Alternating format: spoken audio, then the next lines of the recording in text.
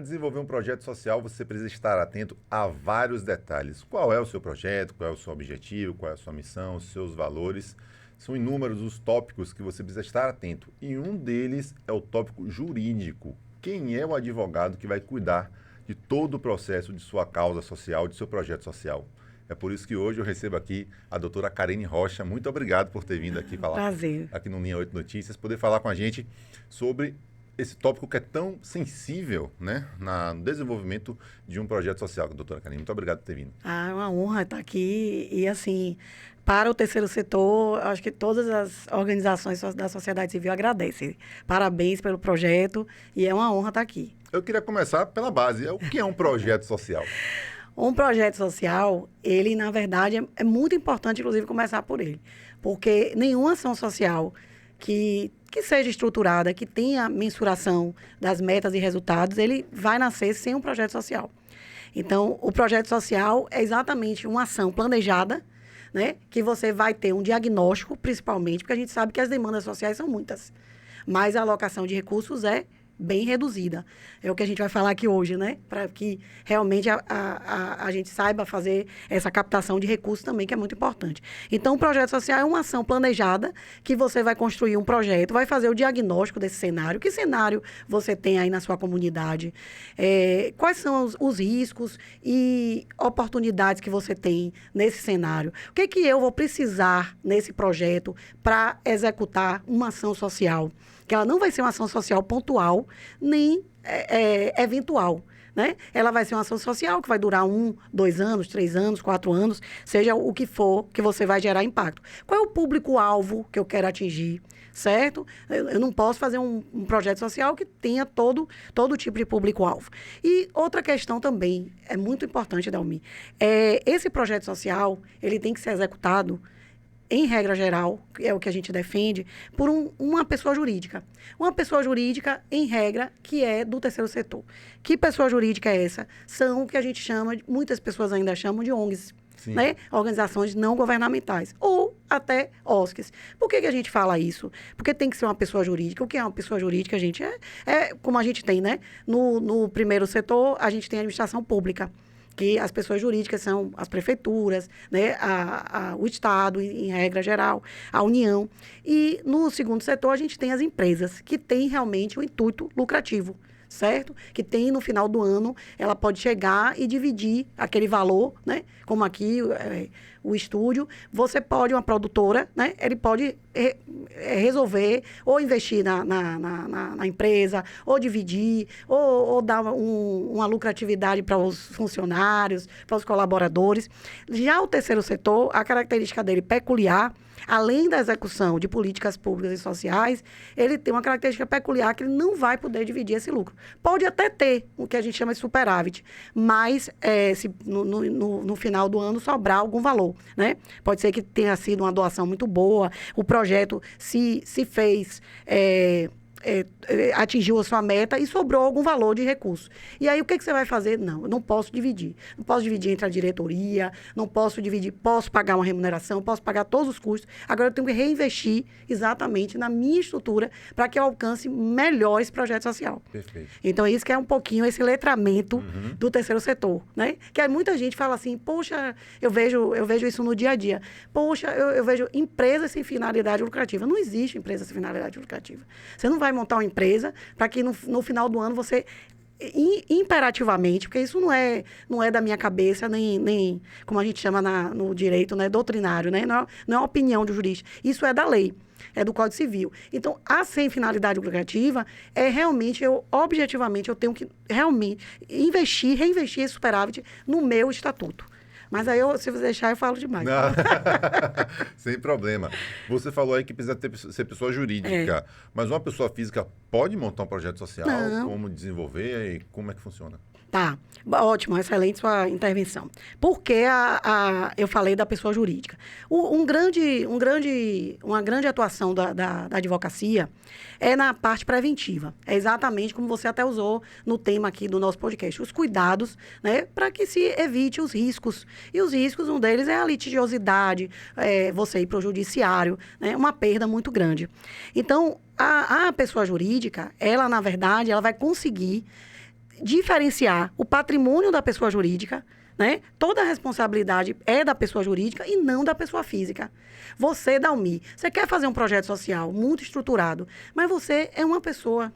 Então, tudo vai recair na sua vida. Entendeu? É engraçado que a gente estava conversando aqui um pouquinho antes e a gente estava colocando isso. Gente, realizar um projeto social realmente é algo que demanda tempo. Demanda não é só boa vontade, tá certo? Realmente, a gente vai dar vários exemplos aqui, eu já estou até olhando.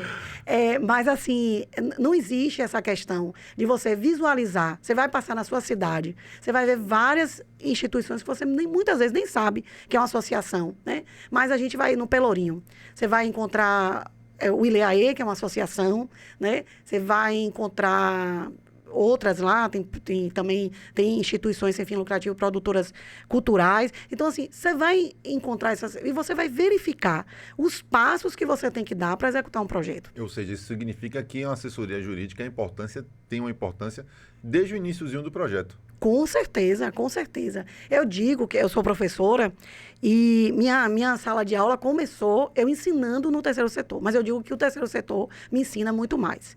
Porque na faculdade eu não tive, primeiro, a oportunidade de conhecer o terceiro setor que eu conheço hoje. Eu tenho 26 anos de formada, né? Me formei pela Universidade Católica e realmente eu aprendi a fazer projeto social por causa do terceiro setor. Porque, como você colocou aqui, é o tripé, é o início de uma ação social estruturada. E aí vem a sua pergunta, por que a assessoria jurídica, Karine? Né? Eu tenho outros profissionais também capacitados, tenho, lógico, mas por que a assessoria jurídica? Nós temos noção e temos que nos especializar. Em cada realidade local, você vai ter o ordenamento jurídico geral e você vai ter o ordenamento jurídico específico de cada área. Então, agora mesmo, eu tenho me dedicado muito à parte cultural, interessante. E tenho visto uma legislação, um ordenamento específico para a legislação. Então, quando eu vou elaborar um projeto, eu penso em tudo. Eu penso na isenção tributária, eu penso naquilo que envolve ali o ordenamento específico da área de cultura, que é cada nicho do terceiro setor. Se a gente for falar de assistência social, a gente tem a Lei Orgânica de Assistência Social, a LOAS. Se a gente for falar... É isso que eu ia te perguntar, quais são as leis principais que regem? Se você, cada nicho um nicho desse de atuação, área de saúde, área de educação, né? Então você vai ter exatamente um ordenamento jurídico específico. Além do nacional, que a gente vai falar daqui a pouquinho aqui, um que hoje é muito conhecido, você vai ter também os ordenamentos específicos de cada área. Então, você sabe disso, porque você é da área de cultura, você sabe que existe um ordenamento específico para isso. Então, assim, é muito importante a assessoria jurídica, né? E não só, quando você executa qualquer ação, você tem uma consequência. Essa consequência, ela pode ter, lógico, reverberar no aspecto jurídico. Então, quando a gente faz uma prevenção disso, ou seja, você elabora esse projeto social pensando exatamente nos riscos que você poderia ter, como a contratação. Eu atuo na área trabalhista também, então minha preocupação é muito grande sobre a questão trabalhista, né? Hoje é o dia do voluntariado, gente, internacional do voluntariado. Por exemplo, a Lei 9.608 de 88, foi um marco. Hoje, só para quem está assistindo, dia 5 de dezembro, porque nosso podcast é gravado, vai ser exibido posteriormente, está sendo gravado no dia 5 de dezembro de 2025, então você que está assistindo em uma outra data, fique ciente da data, só para contextualizar. Não, ótimo, e é verdade. E ainda tem essa questão, né, que muita gente acha que o terceiro setor, ele só você vai executar um projeto social, não, eu tenho que ser voluntário. Não. Você pode sim ter a remuneração daquele trabalho que você executa. Então, isso é outra coisa que tem que deixar muito definido. O que eu vou atuar com voluntariado?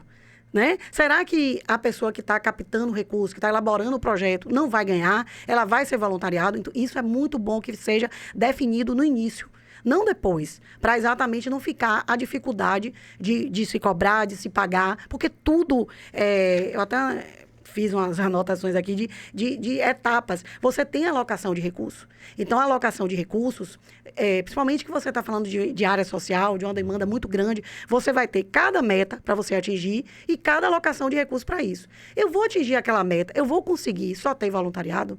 Se a gente pensar, muita gente fala, né? Poxa, minha instituição só tem voluntariado. Mas vamos analisar como é esse voluntariado? O projeto social é uma boa ação, claro, pensada em ajudar, em resolver problemas, né? E temas sensíveis para a sociedade. Perfeito. Mas a gente não pode pensar que a outra pessoa tem que ter a mesma boa vontade que você. Perfeito. Não é porque você está se dedicando e abrindo mão de várias coisas para desenvolver o projeto social que você quer desenvolver, que quem vai participar dele vai ter que abraçar o projeto da mesma forma que você.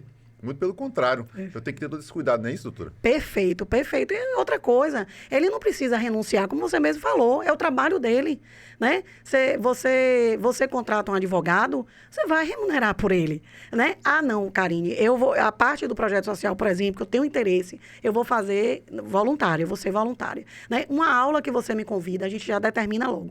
Eu vou ser voluntária, essa aula, eu tenho interesse de proferir essa aula, eu vou ser voluntária. Mas lógico, como você bem falou, pessoas dedicam tempo, dedicam trabalho. E esse trabalho nem sempre ele vai ser renúncia de finalidade lucrativa. Muita gente hoje o mercado de trabalho, Dalmi, no terceiro setor, é 4,7% do PIB nacional. Hoje, o mercado de trabalho do terceiro setor se equipara ao agronegócio, que é uma grande área em crescimento. Sim. E o mercado de trabalho no terceiro setor também se amplia muito. Você sabe, você conhece, eu sou presidente da Comissão de Direito do Terceiro Setor da OAB Bahia. Tenho 38 membros na nossa comissão, algo que eu comecei em setembro de 2021, que eu tive a alegria de criar essa comissão, não existia, né? É um campo novo, nem tanto, porque eu tenho 26 anos de profissão e 29 anos que eu conheci o terceiro setor na Fundação José Silveira. Eu fui estagiária da Fundação José Silveira.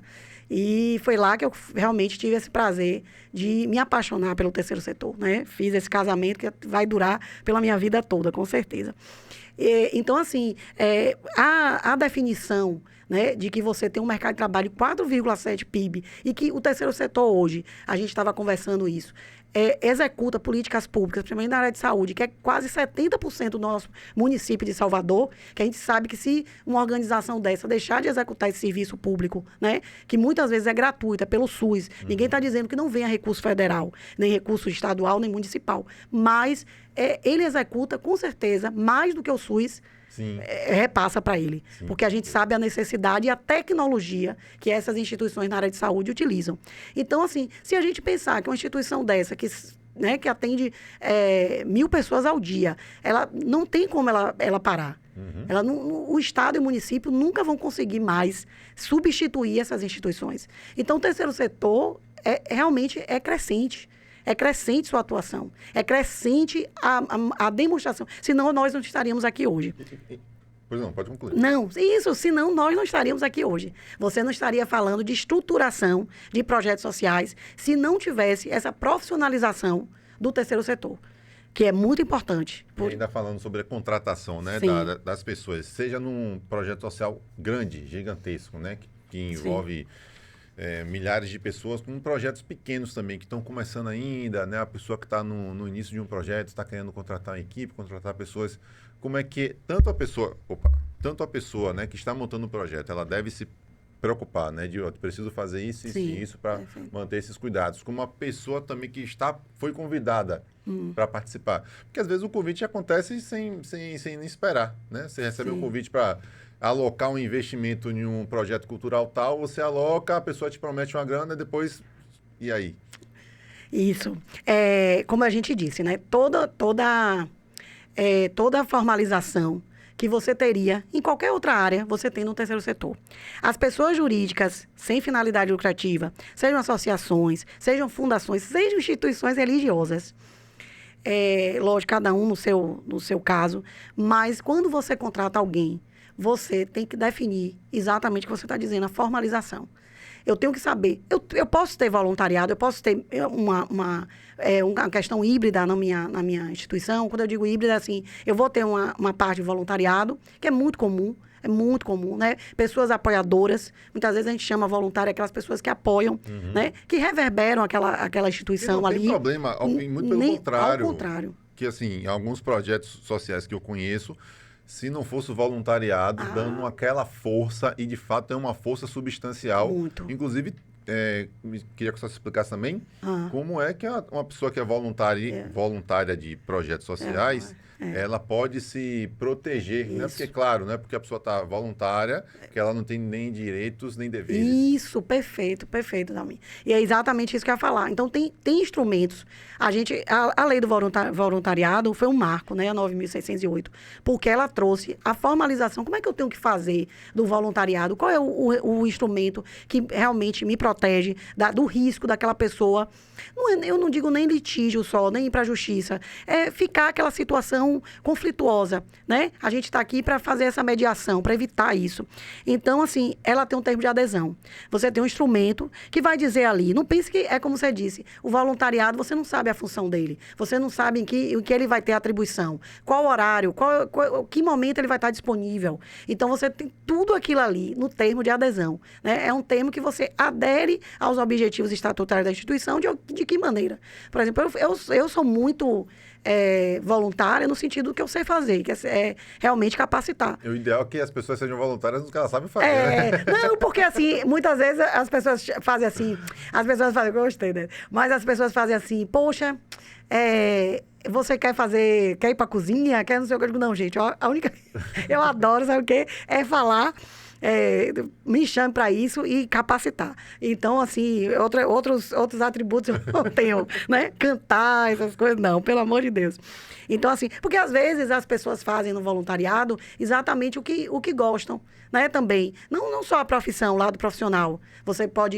Você tem a sua banda de cantar, você é um esportista, né? Isso você não usa para a sua profissão, mas área de esporte mesmo é uma área que no terceiro setor é importantíssimo. Sim. Muito de um impacto, não só para a saúde, mas pense em uma comunidade que você está tirando aquele jovem ali, né? Da vulnerabilidade. Nós já recebemos aqui no Linha 8 alguns projetos sociais envolvidos com esporte.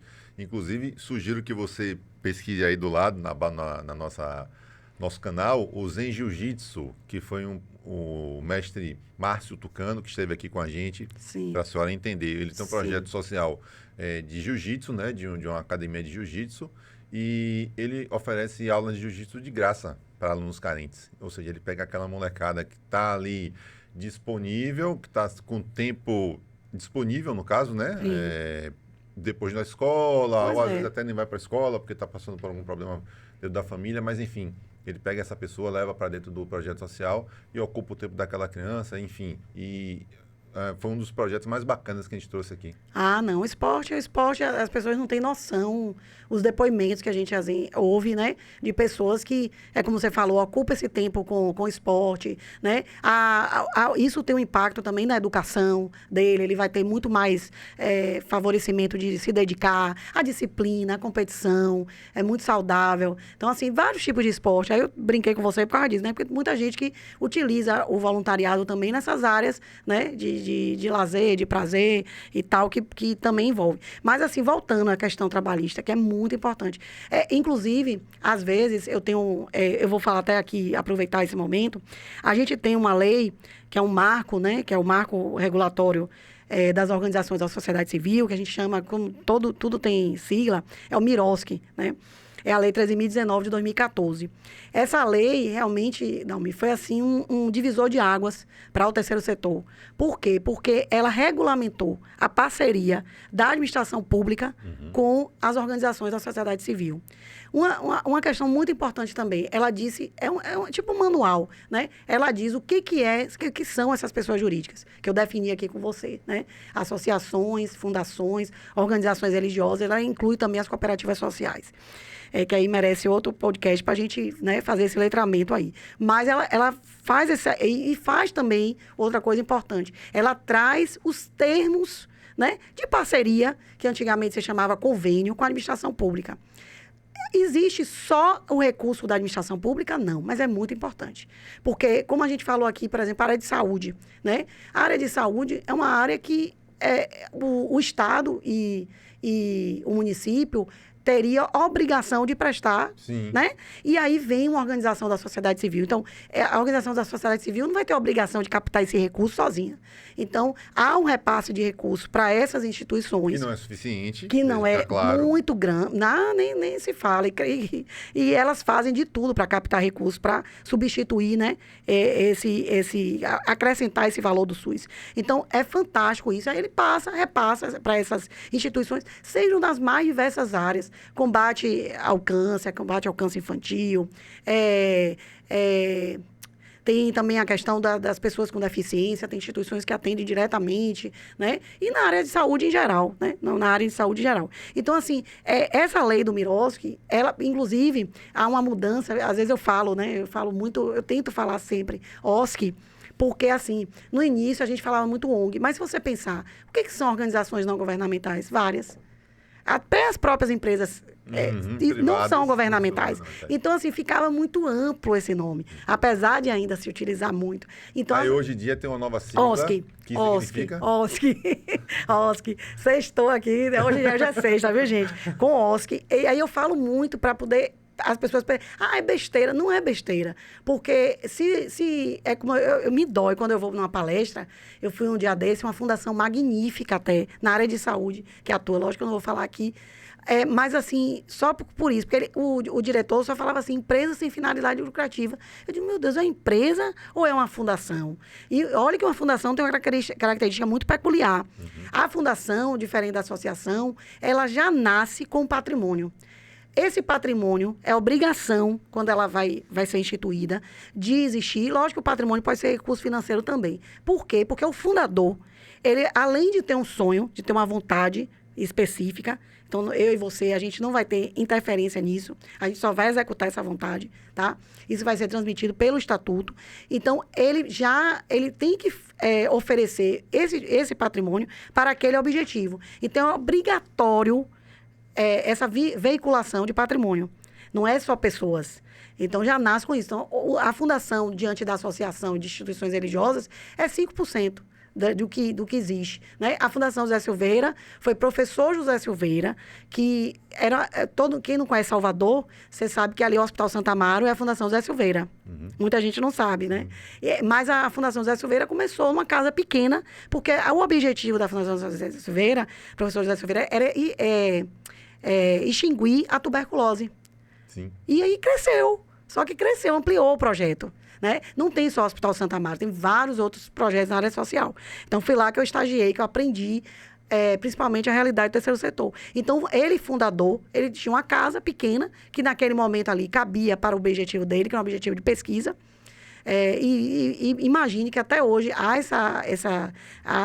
esse objetivo de extinguir a tuberculose, que ainda não foi extinta, né? Então, assim, a fundação vem disso, né? Temos outras também, tem outras várias. Então, assim, ele pode doar em vida ou por morte, alguém que faleceu e deixa no testamento um recurso próprio para aquela vontade, né? Aquele desejo da fundação. A associação, não. A associação, a gente pode estar aqui, nós três que estamos aqui no estúdio, e dizer assim, poxa, vamos estruturar. Você vai dizer, Karim, mas sem um projeto social, calma. A gente ainda está criando nossa pessoa jurídica. O que é necessário para criar nossa pessoa jurídica? Aí vocês vão dizer, né, que quando esse projeto social veio aqui, que você apresentou um projeto social, com certeza tem uma pessoa jurídica por trás. Pode ser que não. Pode ser que ele, como pessoa física, faça. Mas eu acredito que não, porque você está mexendo com esporte, você tá tratando com beneficiários. Não é só a vulnerabilidade, você está tratando com crianças e adolescentes, né? Você está tratando com dados. Você está tendo cuidado de proteção de imagem, dados, muita gente fala aí, né? A Lei Geral de Proteção de Dados, gente, teve um impacto muito grande no terceiro setor. É isso que eu ia te perguntar. Assim, a LGPD está aí, tem uma força gigantesca. Como é que está essa questão da LGPD, dos cuidados, né, com os dados? Perfeito. Porque assim, quando você vai fazer um projeto social, como eu falei para você tem que definir o público-alvo. Né? Esse público-alvo, você precisa de dados. Porque esse público-alvo vai estar entre... Você vai escolher e vai dizer assim, pô, eu tenho essas características aqui. É criança? Criança de que idade? Criança, muitas vezes tem, né, um professor desse que dá uma aula gratuita. Graças a Deus, minha filha pode pagar uma aula de jiu-jitsu. Mas tem pessoas que não podem. Então, ele vai priorizar quem? Quem não tem renda. Então, que renda a família dele tem? Qual é o tipo de renda, né? Aquela então, informação ali tem que... Pois é. Aí a informação é da criança, né? Aí eu vou ter na ficha dele a imagem, porque eu tenho que ter, eu tenho que saber quem é a criança que vai entrar ali, né? Não vai ser qualquer pessoa. Então, assim, tudo isso, ele é protegido pela Lei Geral de Proteção de Dados. Aí você vai dizer, mas Karine, e eu vou ter a mesma aplicação? Vai ter a mesma aplicação. Então, olha como a assessoria jurídica é importante, muito importante. Quando a Lei Geral de Proteção de Dados ela entrou em vigor, eu me lembro que todo mundo falava, não, mas isso para o terceiro setor é uma realidade. Gente, não tem isso. O terceiro setor é uma pessoa jurídica que trata com dados, então ela precisa, sim, a lei de aplicação. Pode ser mais difícil, às vezes, porque você contratar uma assessoria jurídica, remunerar, pode, mas a gente tem algo muito legal que veio com o Miroski, que eu tenho aplicado muito, né? Eu pego uma instituição maior, que já tem mais experiência, que já tem uma geração de captação de recursos maior, que pode remunerar um profissional e faz uma atuação em rede. O que é atuação em rede? Uma obra social de Manduce, um Martagão Gesteira, que tem uma estrutura maior, que já tem uma aplicação de compliance, Lei Geral de Proteção de Dados, você atua em rede, ele apoia outras menores, né? Outros projetos sociais menores. E aí você aplica uma estrutura não igual, mas parecida. Entendi. Entendeu? Já um esboço, né? Um esboço, você já tem um pilar.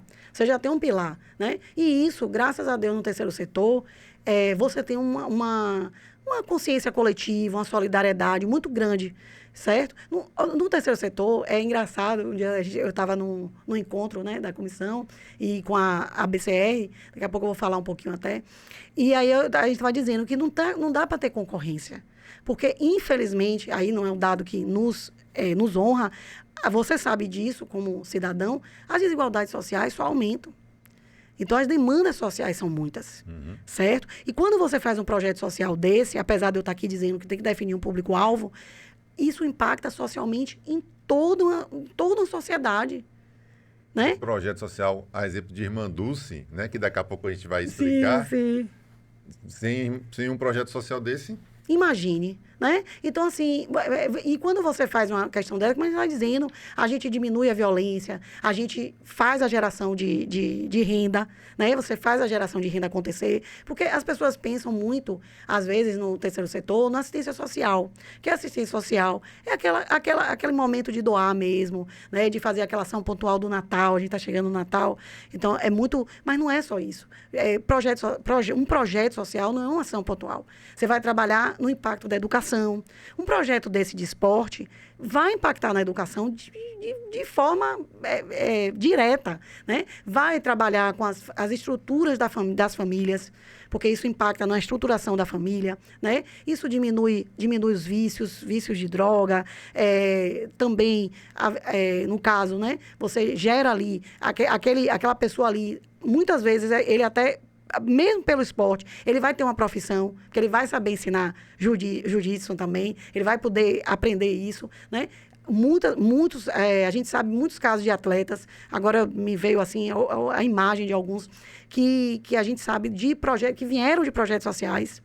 Tem muitos atletas, né? Inclusive, a gente está tentando trazer um jogador de futebol, não posso falar o nome ainda, nem do clube, que ele tem um projeto social, assim, muito bonito, inclusive, de formação de novos atletas. Então, assim, uma pessoa que ela tem dinheiro para pegar o dinheiro dele, né, e colocar naquele projeto. Investir. Mas muita gente não tem, doutora. E aí, como é que faz? Quais são os caminhos para poder fazer com que aquele projeto social que eu quero, ou que eu já tenho, que já fomento esse projeto, possa ter um apoio financeiro de forma bacana e que dê a essa pessoa a possibilidade de desenvolver o trabalho?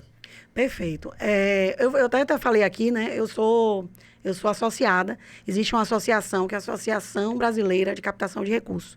Ela é brasileira mesmo, mas ela tem núcleos em vários lugares. Aqui a gente tem nosso núcleo da Bahia, e eu integro esse núcleo. E aí, por que eu trouxe um pouquinho dela, né?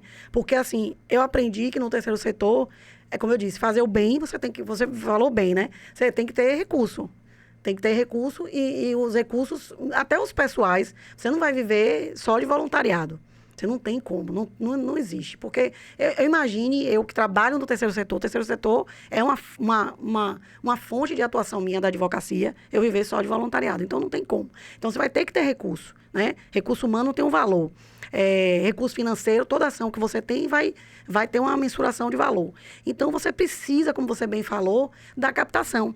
E eu gostei muito aqui do título do podcast, porque começou por algo que tem que ser, que é o projeto social. Ou seja, uma estrutura planejada para que gere esse valor de captação de recursos. E algo que a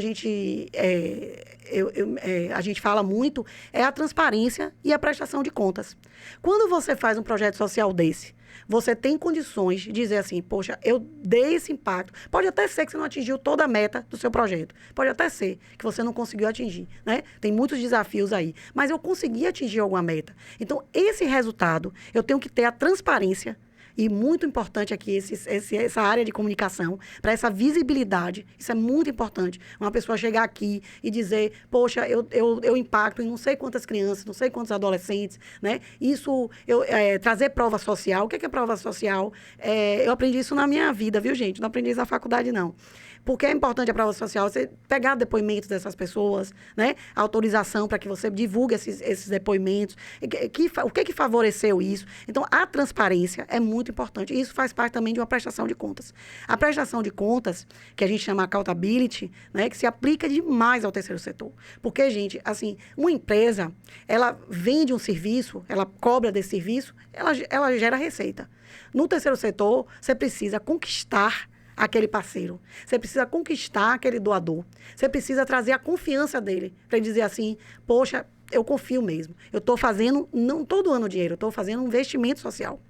É um investimento social, né? É uma empresa que você vai fazer, então você vai apresentar esse projeto. Ele vai dizer, poxa, esse projeto realmente tem condições, a estrutura, né? Ele tem condições de ser executado e dar resultado. Então, isso é muito importante para a sustentabilidade do terceiro setor. Então, a captação de recursos faz parte desse trabalho. Inclusive, Dalmi, as pessoas captadoras de recursos é uma profissão. É uma profissão. Né? Ele trabalha muito, e seria muito legal até você trazer para cá, porque ele trabalha muito com a parte de comunicação.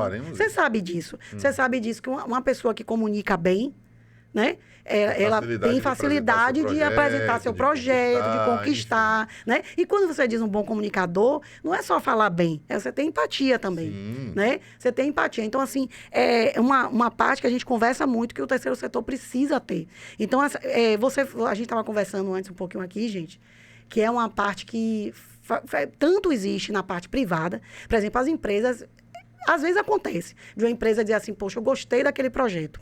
Mas aí o projeto, ela conheceu de alguma maneira, ou esse projeto tem uma visibilidade muito grande. Né? A gente sabe de alguns. Então, assim, ela vai e faz aquele investimento social ali. Mas, muitas vezes, as empresas fazem editais.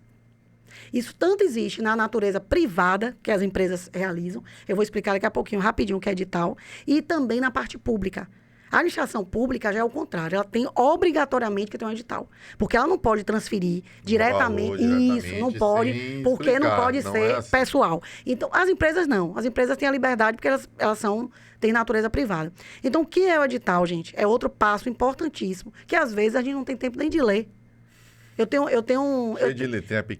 pessoas que eu fiz um evento um dia desses na ESA, gente, a escola da advocacia, né, da OAB. E foi muito legal, foi muito legal. Eu trouxe a administração pública e trouxe as OSCs, né? Representantes e gestores de OSCs. E aí foi uma conversa, um bate-papo, né? Foi uma manhã só, mas assim, muito rica. Por quê? Porque a gente estava passando um pouco que era o Miroski na prática. Porque uma coisa bonita é a lei, né? A lei, poxa, eu digo assim, eu tenho conhecimento da lei. Não, mas como é a realidade? Como é que eu operacionalizo aquela lei? E hoje eu sou assessora do gabinete de uma secretaria, que chama Sempre, né? É uma secretaria de promoção social e combate à pobreza do município, Esporte e Lazer. O secretário é Júnior Magalhães, né, da Prefeitura de Salvador. E para mim tem sido muito importante, porque eu tenho conhecido realmente o caminho da administração pública, desse caminho das pedras, né, para você chegar. E mais ainda, graças a Deus, estou colaborando com essa operacionalização. Então, é muito importante. Então, assim, não é fácil, a gente sabe disso. Mas a primeira, se me perguntarem assim, a primeira regra, e a gente falou, é por isso que eu lembrei, falou nesse dia lá, todos os gestores da administração pública estavam lá falando isso. Gente, vocês precisam ler o edital. Porque você sabe disso, que você deixar de respeitar uma cláusulazinha ali, você perde o recurso. Seu projeto pode ser lindo, maravilhoso, mas se você não respeitou, não juntou um documento ali que estava ali previsto, né? Eles estavam alegando, por exemplo, é muito comum você ter no edital que você precisa estar com aquele objetivo de experiência.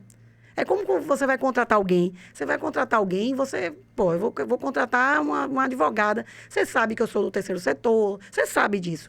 Mas você vai transferir um recurso para uma OSC que nunca atuou como creche. Quem você vai preferir? Uma que já atua ou uma que não atua, né? E aí tem a prova social que eu te coloquei. Você tem que mostrar diante de fotos, vídeos, o que você vai estruturar você lá. Trabalha. Né? E para você trabalhar, porque hoje o papel está sendo extinto, né? Pelo amor de Deus. Então, assim, aí elas estavam alegando que não tem condição de... Não tem... É aquela coisa, você está ali executando, você está ali, chegou no dia ali, esqueceu de fazer o vídeo, esqueceu de fazer a prova social.